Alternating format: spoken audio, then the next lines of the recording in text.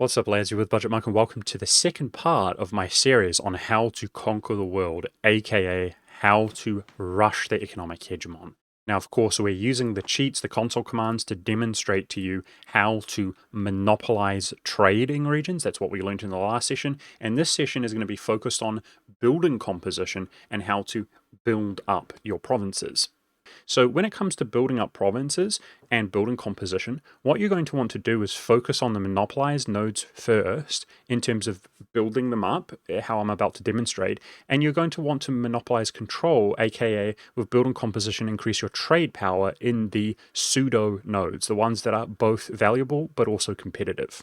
All right, so let's talk building up trade value in the monopolized nodes. There are three major ways to increase the trade value, which is the number traveling through these nodes, and that is through building manufactories, which of course is a building. I'm going to cheat to unlock these buildings with technology. You want to build manufactories within the trading region.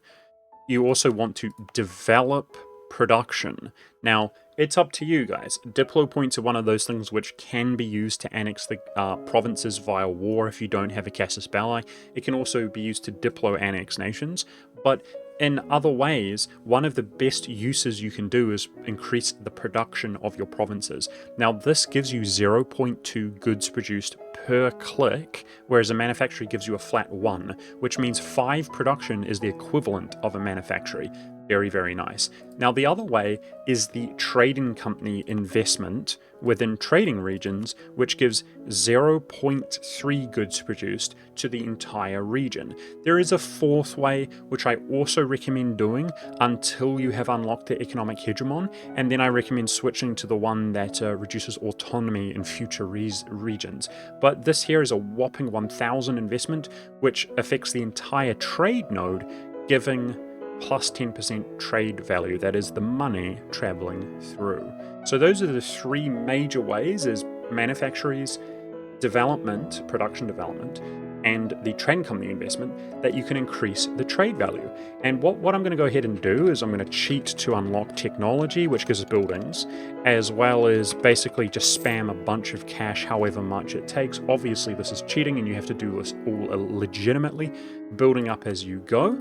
And I'm going to go ahead and build all of the investments in those regions, and we're going to do a before and after. I'm going to jump ahead 5 years, which is how long it takes to construct manufactories. Now, it should go without saying that as you are building this, it also gives you production, and you want to make sure to build the most valuable manufactories sooner as opposed to later when choosing from your manufactories. But notice how little some of these actually affect us. That's because if we take a look here, I haven't stated these up. I will go ahead and do that. But speaking of states, I want you to understand that this does not matter when building these up, the trade value. It does not matter whether it is a territory, a trading company, or a state. You want to do this regardless of whether they are territories, trading companies, or states.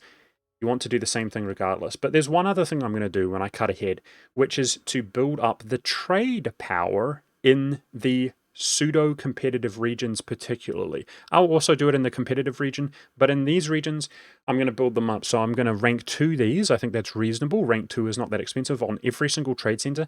I'm going to marketplace every single trade center, and I'm also going to do the trade power investment. So first things first, we're going to add all of Alexandria, Aleppo, Basara, and Persia to the trading company. Simply trading companying these provinces gives you trade power, and it's going to help us with retention here, which is very valuable. Now, there is a way that if you're struggling with governing capacity, you can get most of the value out of this. And, it's that 4-minute video that I linked in the first session to understand trading companies. But ultimately, you should just add it all like this. So that's what I'm going to do, guys. I'm going to take a bunch of cash. I'm going to do a bunch of trading company investments. All right, so the treatment that we have given the monopolized nodes is I've built a manufactory in every single province, regardless of state, territory, or trading company. The trading companies, we've actually done the goods produced investment, as well as the trade value investment, 1 per trading region.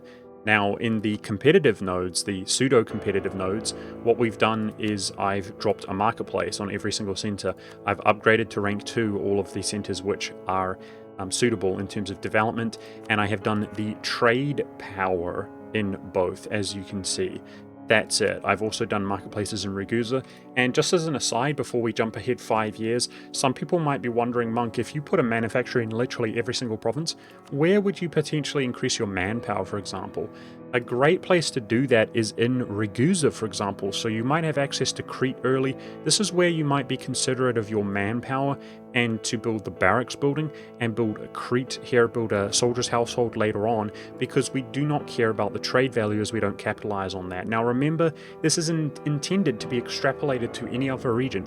So, for example, you could be playing as Russia and end-noding it by dominating the White Sea and the Baltic. Well, the Baltic, along with all of their poor quality resources such as grain and fish and so on, this is where you would build up some of your manpower for the future.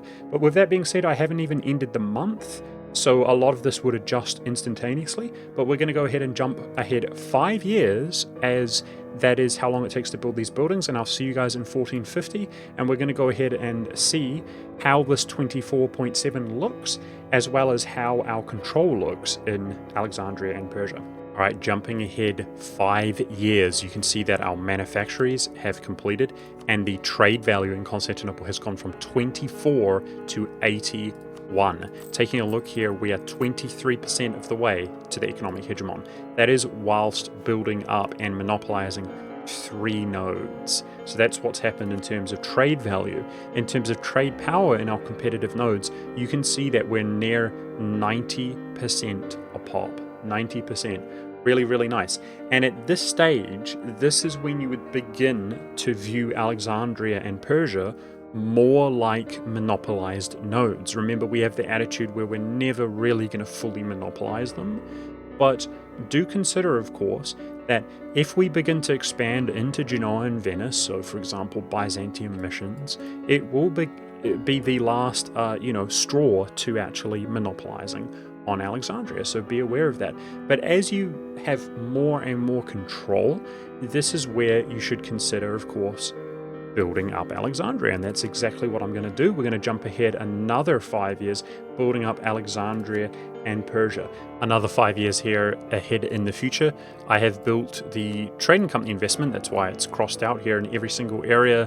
The trade value in Persia and Alexandria, as well as the manufactories in every single province, as you can see. Now remember, you also want trade efficiency, guys, as an advisor, because that's going to take this number. You'll notice that this number is now up to 128, but then your trade is much higher than that, and that's because your trade efficiency is also applied. You can see we're 38% of the way there with total income of 380. Really, really good. Now let's talk about more things. How can we make more money, as we're not quite there? So there's one major thing that you should be doing, which we haven't been doing with this cheating way of playing, and that's developing provinces. Remember that I incorporated these provinces from the onset of the game, and the reality is that the development will be much higher as you slowly expand and take these provinces. And 5 production development is the equivalent of 1 manufactory. You saw, I mean, we built a couple hundred, but you saw how much of a dramatic effect that had. As far as other effects, prosperity. You can see that within your side of your states only, prosperity can give you 25% goods produced. This is absolutely insane, and having prosperity within inside of your region is really, really important. I mentioned that because it also gives you development cost reduction. When it comes to development, what you want to do is sort by cost, and you can right-click the province if you're not sure where it is, and it will actually teleport you to that region. So what's very important is to obviously develop the cheaper ones so that it is more efficient, but there's a couple of things you want to be aware of. You're developing in order to improve your production, obviously, but make sure that it is within your trading caravan, so to speak, where your merchants actually are. So Macedonia is our second cheapest province to develop, but we do not gain from the trade value, which is increased by goods produced, which is what you gain from production. Now, there's another thing to be considerate of, which is the price of the good. The production value, or the goods produced, is going to be worth much more on a more expensive good. So if we had, for example, this grain, its base price is 2.5 and it's currently priced at 2.5, as you can see, whereas cotton is 3, making it better, whereas cloth's base price is 3, but it's currently at 4. So those are the things we want to be aware of, looking at the resource, making sure they're inside, having a bias towards ones with better resources, and pretty much exclusively doing ones that are inside of your trading region. Next up, let's talk about expansion. So obviously from here, where would it, I wish I could quiz you guys live, where would it benefit us most to expand? There's a few regions. Obviously, Hormuz is the #1 place. Notice that we've basically monopolized and built up 1, 2, 3, 4, 5 trading areas. Hormuz is already set up. If we owned all of this, we would essentially have 100%. It would 100% come through, where we have 91% retention. Out of the 9 that we lose, we gain 87% of that to pull back in. Okay, absolute domination, build up Hormuz. That's where you should be expanding, but there are other things to consider. Of course, the Byzantium missions urge you to go into Italy. Well, let's say we take over Naples and Sicily, for example. If you trade and company these areas up, it's going to increase your trade value. And if you do the trade and company investment for trade power, this guy here, and then build up the marketplaces, you can potentially generate a merchant in Genoa and Venice whilst not dominating them. Let's say you only have 20% control. This is still very valuable to use the merchant you generate to collect here to give you a little bit of additional money. But as you build up control by supremacy and monopolizing these regions, it's also going to help you with retention and Alexandria, making it more reliable to train wealth through in this direction as well. So always have that mentality. So if we want to tap into Samarkand, we're always going to lose to some extent to Aristakhan. And when we bring it into Persia, we will lose to some extent in Aristakhan. But if we take a look at Aristakhan, you can see that there's 2 provinces which produce trade. If we look at our subcontinent, you can see that there are 3 areas within the Aristakhan trading region where you can use those very powerful trading company trade power bonuses. If we owned Dagestan as well as these 2 areas, we could really dominate trade in Aristakhan, generating a merchant which is going to help us with retention in Samarkand and Persia. Do you see how it works? So these are the areas that you should really be considerate of expanding as well as down the line. A few more things to consider are actually these merchants that I'm talking about, where you generate a merchant in Aristakhan. You can put them in an area like the Crimea where you have no control whatsoever and actually protect trade as you begin to naturally dominate Alexandria. So over these 10 years, I built up 40 lightships and I'm protecting in Alexandria. But like I said, as you naturally secure this more and more, you can put it in an area where you have very little control and put tons and tons of lightships in there protecting trade, because you always want to do something with your lightships. Or alternatively, let's say you dominate Crimea as well, you can pirate other areas. So you always want to do something with your lightships. Why? Because another way that you can improve your income is naval tradition. Okay, ideally you have a very powerful fleet and you can actually be taking naval battles. Every time you take a naval battle, it's going to give you naval tradition. So as long as you have sailors, you should be taking naval battles, kind of in a different way to Manpower, where you have to pay for reinforcement with your money. You don't have to pay to repair ships. So sailors are actually best utilized as long as you have them. You don't want to run out. Taking naval battles to increase your naval tradition, because that's what increases your trade steering, which is going to artificially generate more and more along your caravan. One last thing to consider is concentrate development. This can be done in territories, okay? So it's pretty realistic, I would say, that you've probably stated up Ragusa, right? And as perhaps you take some of these areas, well, you can actually concentrate in areas where you do not benefit from the income and pull it into your capital, essentially, but potentially you move your capital throughout the course of the game.